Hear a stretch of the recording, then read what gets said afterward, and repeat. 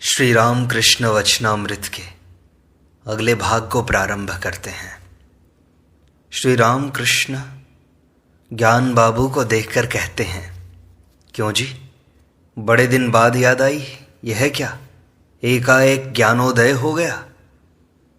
ज्ञान बाबू कहते हैं, जी बड़े भाग्य से ज्ञानोदय होता है।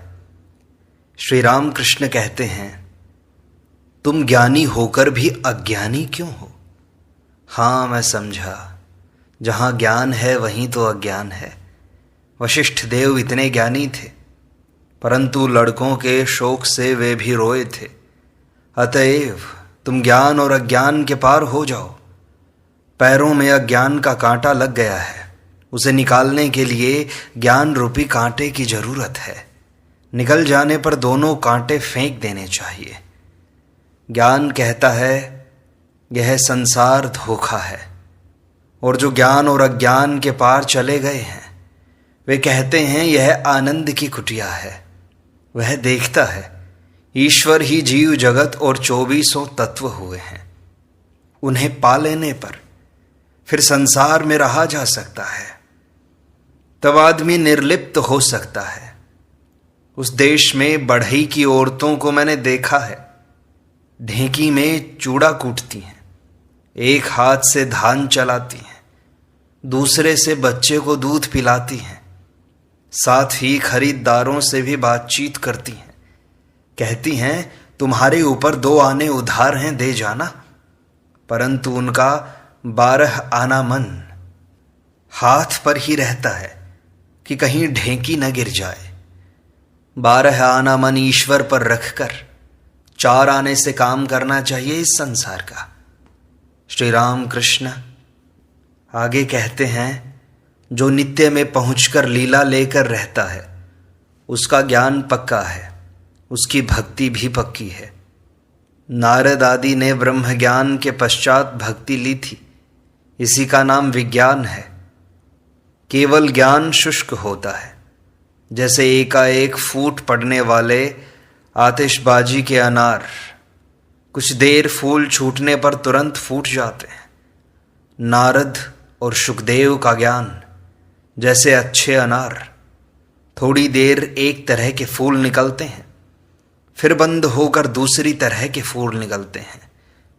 नारद और शुकदेव आदि का ईश्वर पर प्रेम हुआ था। प्रेम सच्चिदानंद को पकड़ने की रस्सी है। अगले दिन एक साधक आया। साधक रामकृष्ण से कहता है कि महाराज, उपाय क्या है?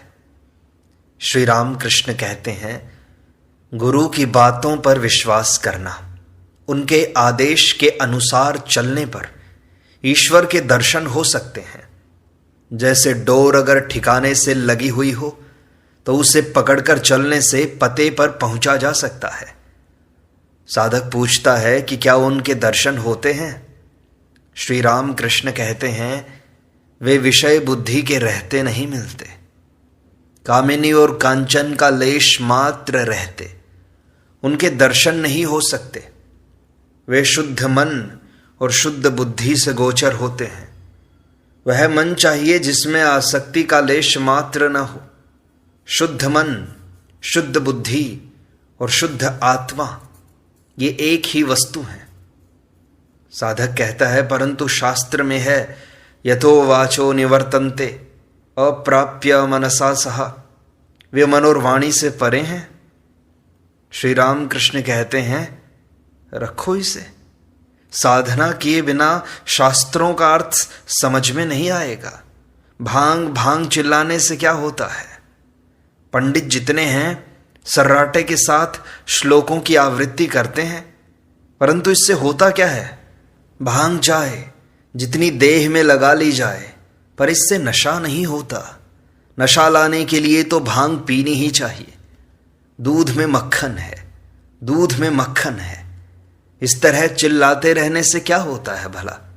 दूध जमाओ, दही जमाओ, मथो, तब निकलेगा।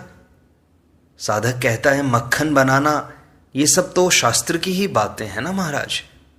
श्री रामकृष्ण कहते हैं, शास्त्र की बात कहने या सुनने से क्या होता है? उसकी धारणा होनी चाहिए। पंचांग में लिखा है वर्षा पूरी होगी, परंतु पंचांग दबाओ तो कहीं बूंद भर भी पानी निकलता है क्या? साधक कहता है मक्खन निकालना बतलाते हैं, आपने निकाला है क्या मक्खन? श्री राम कृष्ण कहते हैं मैंने क्या किया है और क्या नहीं किया, ये बात रहने दो। और ये बातें समझाना बड़ा मुश्किल है। कोई अगर पूछे कि घी का स्वाद कैसा है तो कहना पड़ता है जैसा है वैसा ही तो है। यह सब समझना हो तो साधुओं का संग करना चाहिए। कौन सी नाड़ी कफ की है, कौन सी पित्त की और कौन सी वायु की, इसके जानने की अगर जरूरत हो तो सदा वैद्य के साथ रहना चाहिए। साधक कहता है दूसरे के साथ रहने में कोई आपत्ति करते हैं। श्री राम कृष्ण कहते हैं वह ज्ञान के बाद, ईश्वर प्राप्ति के बाद की अवस्था है। पहले तो सत्संग चाहिए ही ना। साधक थोड़ी देर चुप हो गया। कुछ देर बाद कहता है आपने उन्हें जाना? कहिए, प्रत्यक्ष रूप से हो या अनुभव से। इच्छा हो और आप कह सकें तो कहिए, नहीं तो मत कहिए। बताओ क्या आपने जाना है उनको? श्री राम कृष्ण मुस्कुराते हुए कहते हैं क्या कहूं, आभास मात्र कहा जा सकता है उसका तो। साधक कहता है वही कहिए। श्री राम कृष्ण कहते हैं आभास मात्र ही है, कुछ समझ न पाओगे। अगले दिन श्री राम कृष्ण को भावावेश होकर समाधि लग गई। समाधि से बाहर आने के बाद वे कहते हैं भगवान वेद विधि के पार हैं। क्या वेद, वेदांत और शास्त्रों को पढ़कर कोई उन्हें प्राप्त कर सकता है? वेदों में तो उसका आभास मात्र है। एक भक्त कहते हैं महाराज नाम करने पर मेरी देह हल्की पड़ जाती है। श्री राम कृष्ण कहते हैं वे पाप का हरण करते हैं, इसलिए उन्हें हरि कहते हैं। और चैतन्य देव ने इस नाम का प्रचार किया था, अतएव अच्छा है। देखो चैतन्य देव कितने बड़े पंडित थे और वे अवतार थे, उन्होंने इस नाम का प्रचार किया था, अतएव यह बहुत ही अच्छा है। कुछ किसान एक न्योते में गए थे। भोजन करते समय उनसे पूछा गया तुम लोग आमड़े की खटाई खाओगे? उन्होंने कहा बाबुओं ने अगर उसे खाया हो तो हमें भी देना। मतलब यह है कि उन्होंने खाया होगा तो वह चीज अच्छी ही होगी। श्री राम कृष्ण महेंद्र आदि से कहते हैं आप लोग आते हैं, जब सुनता हूं कि इससे कुछ उपकार होता है तब मन बहुत अच्छा रहता है।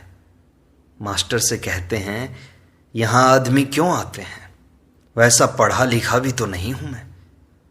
मास्टर कहते हैं जी कृष्ण जब स्वयं सब चरवाहे और गौएं बन गए ब्रह्मा के हर लेने पर, तब चरवाहों की माताएं नए बच्चों को पाकर फिर यशोदा के पास नहीं गईं। श्री राम कृष्ण कहते हैं तो इससे क्या हुआ? मास्टर कहते हैं कि ईश्वर स्वयं ही चरवाहे बने थे कि नहीं, इसलिए उनमें इतना आकर्षण था। ईश्वर की सत्ता रहने से ही मन खिंच जाता है। श्री राम कृष्ण कहते हैं यह योग माया का आकर्षण है, वह जादू डाल देती है। जटिला के डर से बछड़े को उठाए हुए सुबल का रूप धरकर राधिका जा रही थी। जब उन्होंने योग माया की शरण ली तब जटिला ने भी उन्हें खूब आशीर्वाद दिया। हरि की सब लीलाएं योग माया की सहायता से ही हुई थी। गोपियों का प्यार क्या है, पर किया रति है। कृष्ण के लिए गोपियों को प्रेमोन्माद हुआ था, अपने स्वामी के लिए इतना नहीं होता। अगर कोई कहे कि अरे तेरा स्वामी आया है तो कहती हैं आया है तो आए, खुद भोजन कर लेगा।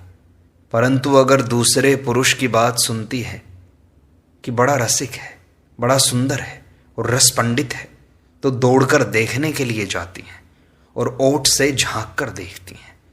अगर कहो कि उन्हें तो हमने देखा ही नहीं, फिर गोपियों की तरह उन पर चित्त कैसे रमे? तो इसके लिए यह कहना होगा कि सुनने पर भी वह आकर्षण होता है। एक गाने में कहा है बिना जाने ही उनका नाम मात्र सुनकर मन उनमें आकर लिप्त हो गया। एक भक्त कहते हैं, अच्छा जी, वस्त्र हरण का क्या अर्थ है? श्री राम कृष्ण कहते हैं, 8 पाश हैं।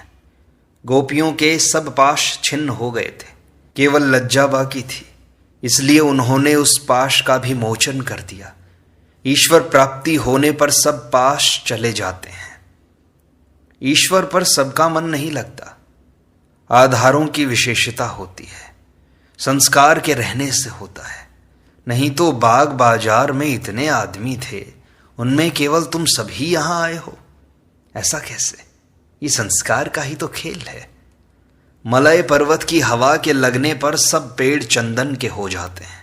सिर्फ पीपल, बट, सेमर ऐसे ही कुछ पेड़ चंदन नहीं बनते।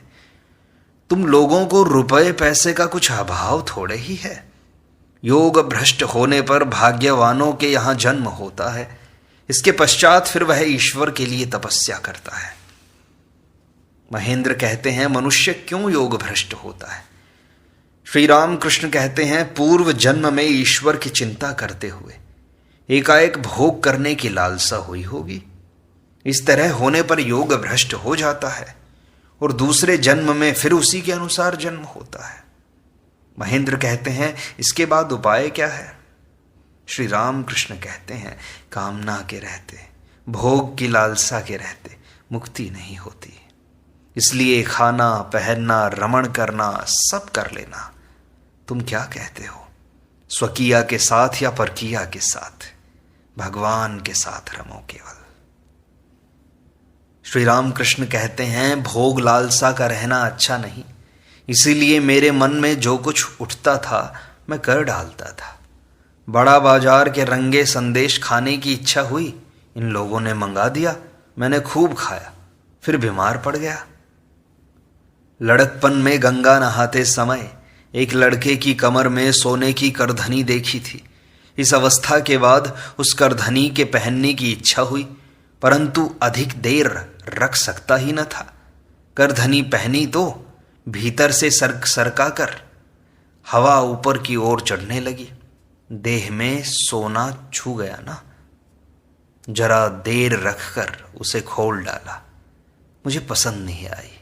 मेरा दम घुटने लगा, नहीं तो उसे तोड़ डालना पड़ता। मैंने निकाल दिया उसे।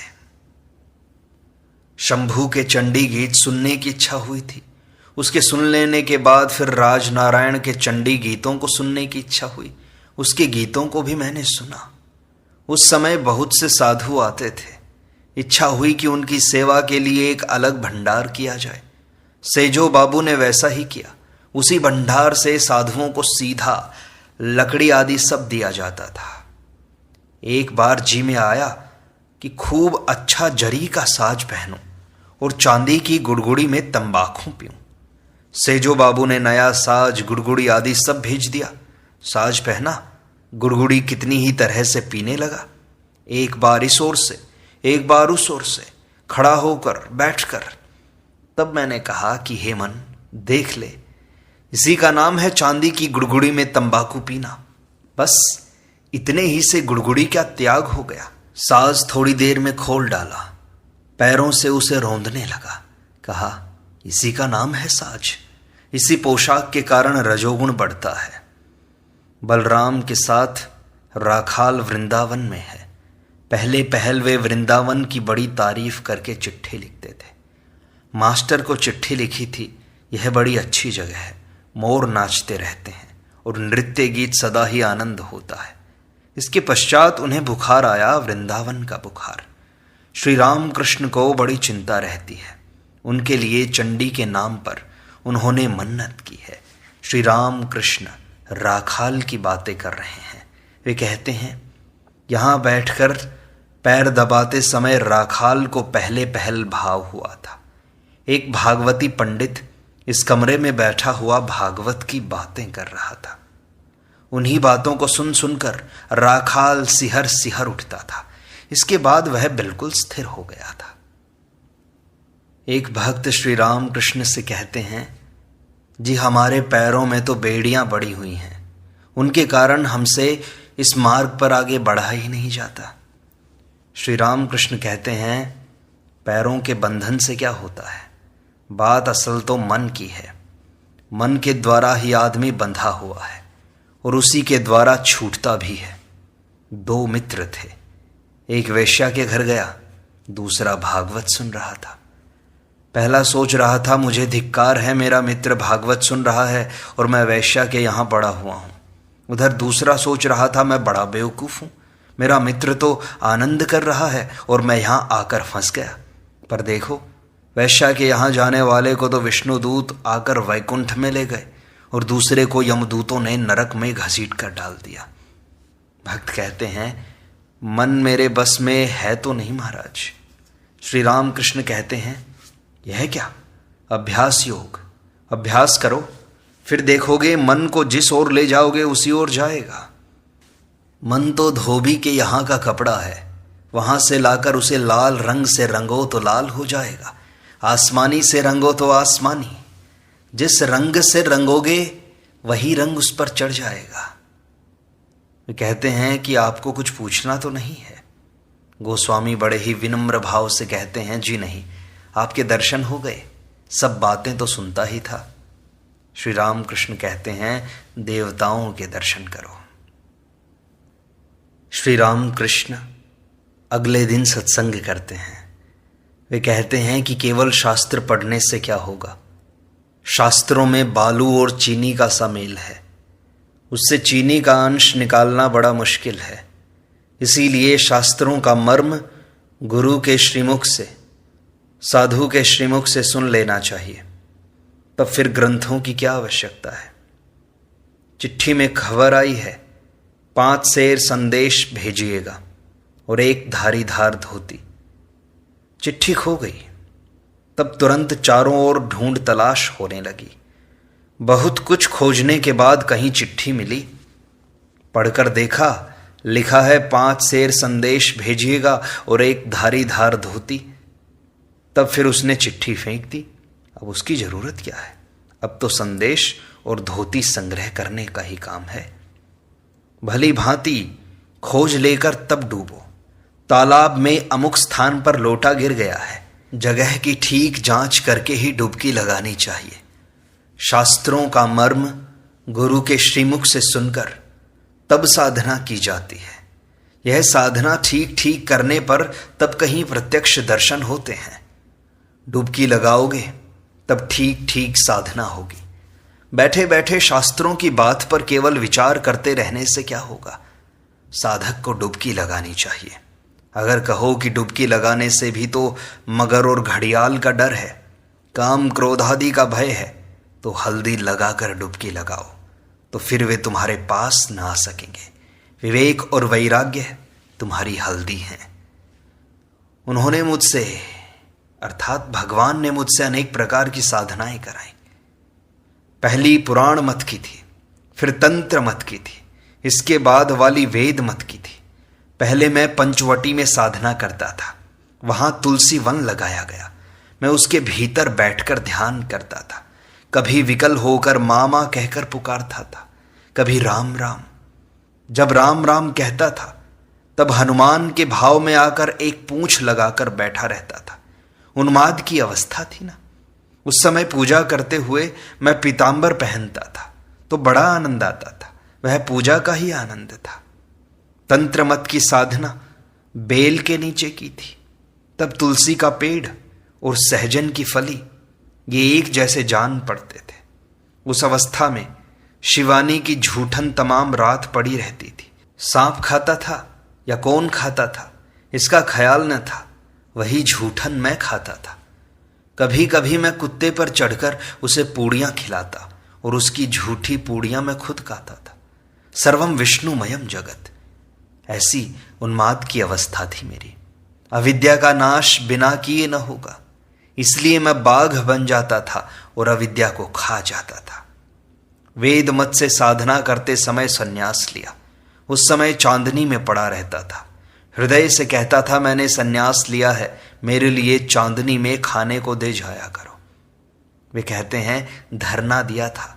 पड़ा हुआ मैं मां से कहता था मैं मूर्ख हूं, तुम मुझे बतला दो वेदों, पुराणों, तंत्रों और शास्त्रों में क्या है, ये बता दो बस। माँ ने कहा, वेदांत का सार है ब्रह्म, उसी को सत्य और संसार को मिथ्या माना है। जिस सच्चिदानंद ब्रह्म की बात वेदों में है, उन्हें तंत्रों में सच्चिदानंद शिव कहते हैं और पुराणों में उन्हें ही सच्चिदानंद कृष्ण कहते हैं। 10 बार गीता का उच्चारण करने पर जो कुछ होता है वही गीता का सार है, अर्थात त्यागी त्यागी। उन्हें जब कोई प्राप्त कर लेता है तब वेद, वेदांत, पुराण, तंत्र सब इतने नीचे पड़े रहते हैं कि कुछ कहना ही नहीं। ओम का भी उच्चारण नहीं किया जा सकता। समाधि से जब मैं बहुत नीचे उतर आता हूं तब कहीं आकर ओम का उच्चारण कर सकता हूं। प्रत्यक्ष दर्शन के पश्चात जो जो अवस्थाएं शास्त्रों में लिखी हैं वे सब मुझे हुई थी, बालवत, उन्मत्तवत, पिशाचवत, जड़वत।